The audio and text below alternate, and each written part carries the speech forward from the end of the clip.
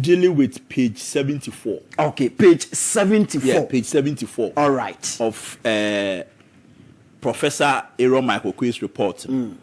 Or say, the perception of Dr. Bawumia as the shadow of Akufo-Addo or the next in command after Nana Akufo-Addo's presidency.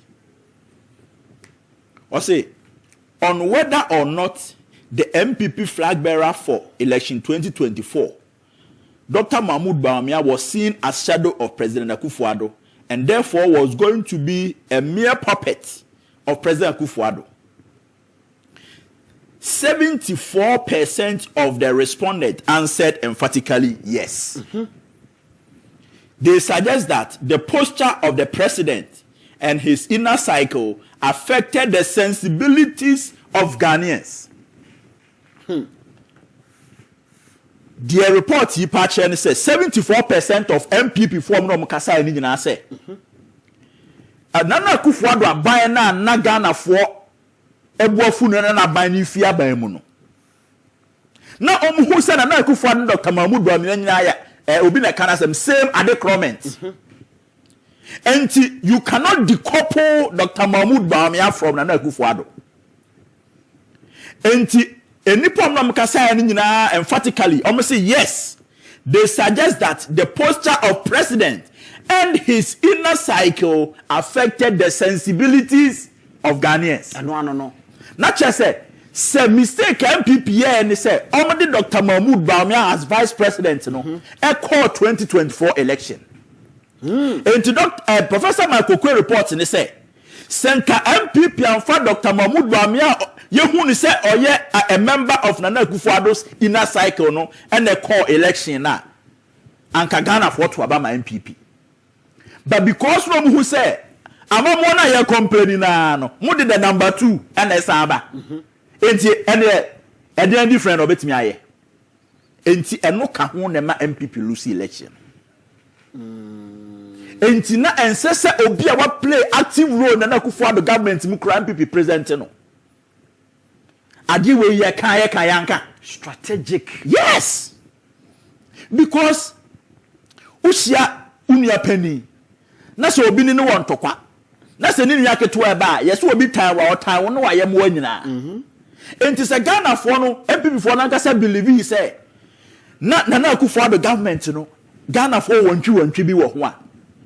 Adan na mo san di nipa won ne na ebu man na wo number 2 no esan be say number 1. Yes, I say elimination by rough status. Enti Nana Akufo-Addo kwa number 2 abehye ho. Eno na ma Ghana for no ani anje ho a omoto abaniti a MPP. Asemwe nipa bebre kae. Kama yeko 2023 primaries no. Yes, monhwe. Say ade a Ghana for kan aban we no. Akufo-Addo ene Dr. Bawumia one ticket and a present here. Yeah. Akufo-Addo Bawumia's ticket and Ghana for turn in 2016 and I'm saying turn in 2020. But 2024 no na ticket na expire. It's when one is going, the other one has to follow. You can't comment here. And it's page 74, black and white in Michael Oquaye's report. Which they say Ghana for a cancel na se wentia, you pay for it.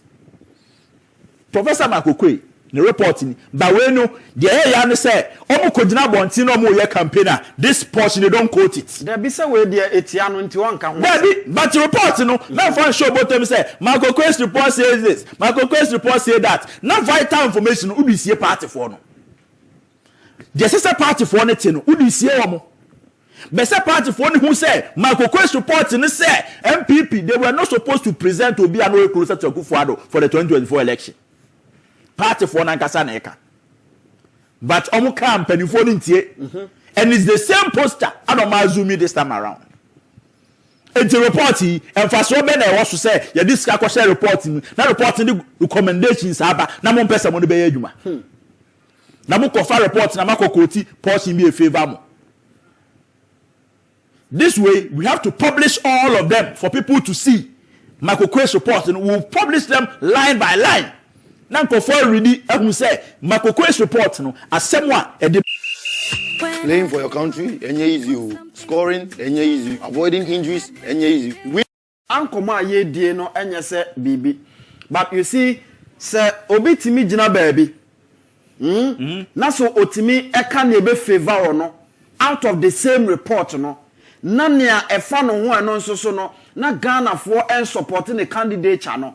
So person and ono de oyi free ho no mo a. Na chese why na adwen say party for no person for money. Yes. Na yan so no we say it because we is in the pain.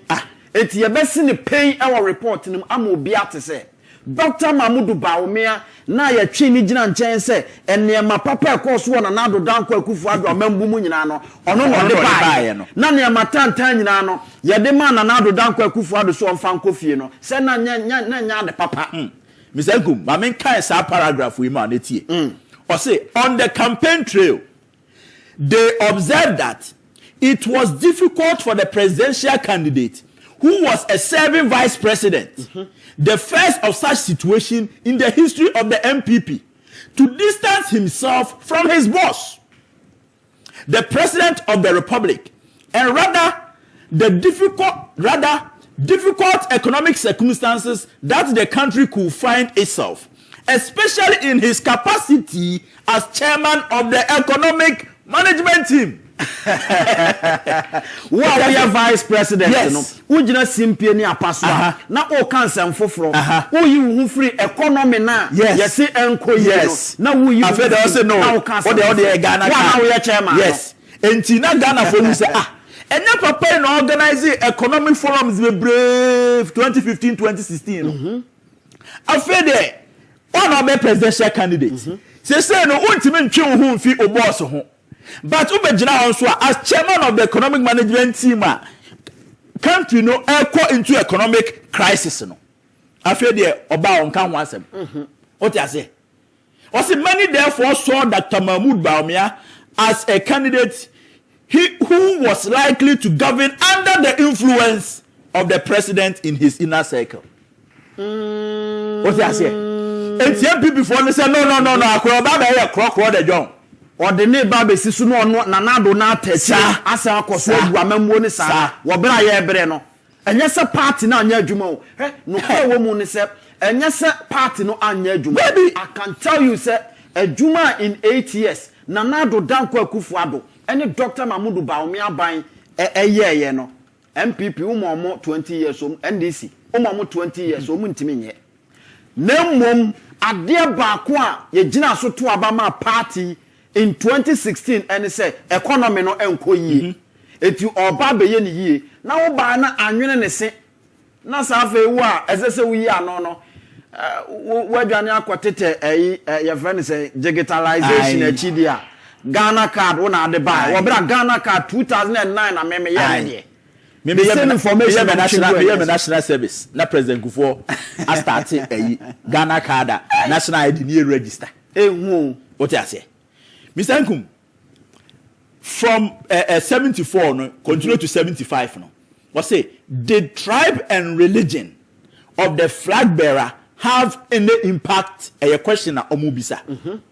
Now, Hano say 62% of the respondents were of the view that Mamprusi-Kusasi conflict negatively affected the party in the general elections, especially in the rural farming constituencies where the Kusasis and their ethnic associates exist in huge numbers. They voted against Dr. Bawumia. We know over 62%. And one more case. Yes. Now say 38 of the respondents stated that the tribe of the presidential candidate did not affect the fortunes of the party. Not just a man pushing the Kusasi in Tokwano. Yes. A play role. Or say, Professor Michael Oquaye's committee says 62%. 62% of the respondents responded that they were of the view that the Mamprusi-Kusasi conflict negatively affected the party in the general elections, especially in the rural farming constituencies where the Kusasis and their ethnic associates exist in huge numbers. And in crossing now what Kusasis for no.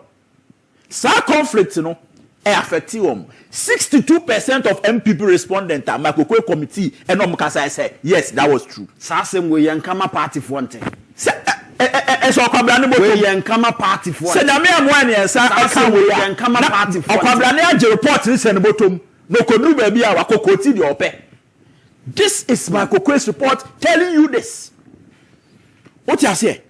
Enti se Oquaye party no one wakoye research na fe research findings no na wa na fe wa be gina ho say ensese ka ho asem wa be gina ho say ensese ka ho asem o ta se ya be se ni pen ya be se ni pen esese party for ehunu ne a ekoso Professor Eroma Oquaye no report no eye party sika na ye de koye yeah of course party ba o contribution ka ho na ma ye de koye sa report na de na ezese otimu asem ye besi ni pain amwate what is here because this time ezese ye nya total change e ma niam kitten bi a e affect party no e ma 2024 ye ntimi ene nkonim no ezese ye timi e make sure say sa niam no nyina ye beyi na kwa e wo se yi sa niam no nyina kwa na se ye betimi aye sa adwuma na ne e wo report ni mu no ezese party ba bi atibie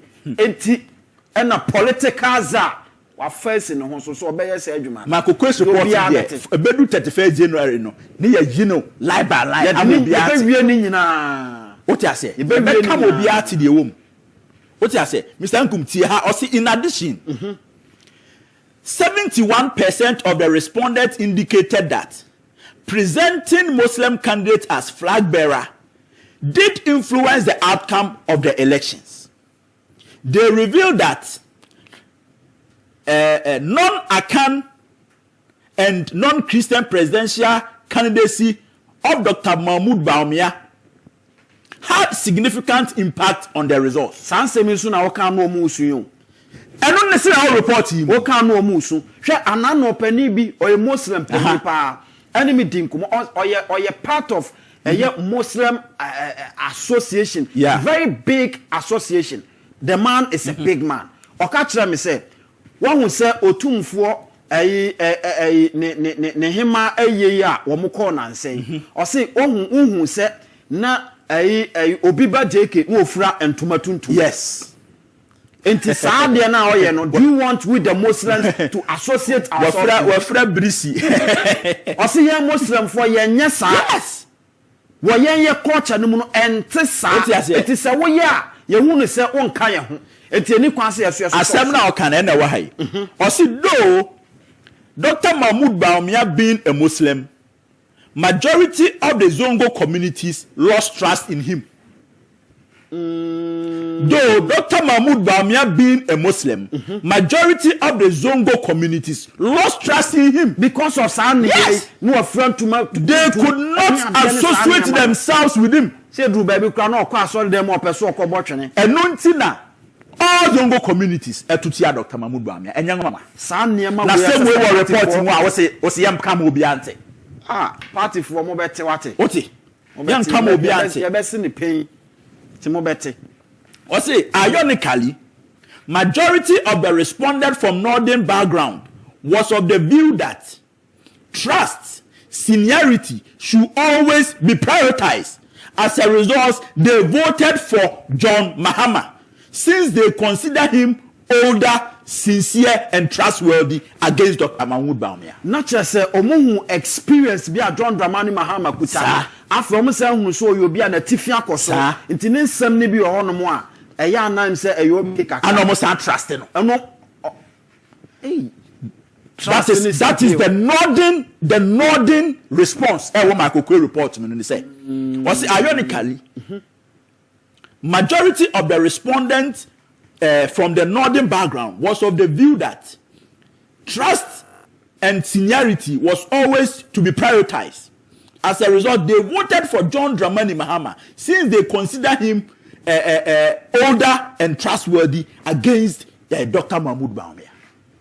Inti se ose chairman sabo so be gina ba bi ka kire se ene ye kabisa se Dr. Mahmoud Bawumia he fa na chairman sabo so koye sa research no kan ho ana amafo se dabi they always want to hide the truth from the party. One of them honorable chairman sabo so and until then am tie ka kire se Oquaye campaign wo Western North Bontiminja campaign wo so ame Senka yese obi amfa the local area no wini homan and then amfa so ame as okay steady anka wa said honorable Ken and aka anka betu bread fu ko de okodru so ame anka delegate no on be che ni shege because uno man tena ye Oquaye report nso aba Oquaye bogus report. This is my Oquaye's report telling you this.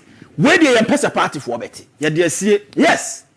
Now, Obiba Jeke Kodina campaign no Oquaye baby. Say me, I'm not selfish. If the committee has said it, say even your northern brothers didn't like you.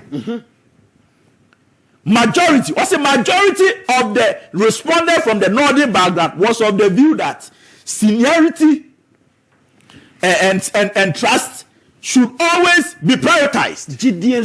Yes. Who say a northern region hona Dr. Bawumia John Mahama bomu say John Mahama penny chain Dr. Bawumia and now no GDA what John Mahama mu the 5 northern regions no so change Dr. Mahmoud Bawumia. This is something that MPP Modi hide from Mwankasa members. Why can't you tell them the truth? What you say? All right, my another person Sandy be so. Kamede anaye to okay. Anka we won na. Uti de be won me ma kwan na ye ho adwuma kakra. Or say, in a nutshell, the choice involving two Northerners fielded by MPP and NDC favored the NDC since according to the people from the northern part of the country, John Mahama was the senior and therefore the one to lead. What I say? So to those people, Bawumia could follow after John Dramani Mahama if it so happened. But I won't believe it's a 2024 election there. Except Mahama and the leader omu efa that northern interest no e dey present you. Wow. Enti mo ankasa kwa na motu wa so MPP you say you can party enti you know yemfa northern nko kwa you couldn't even find out say northerners ni mienu kra na this ni MPP present you no. Why na northerners ni be jena tum. And this is a clear case say ampa mo the northern akoye but northerners no mienu no ye je baako overwhelmingly. John Mahama won overwhelmingly in the 4 northern regions apart from or they say northeast new crown difference ne kakra bi. What I say which I will say Mr. Nkum at any point in time no some people say omo the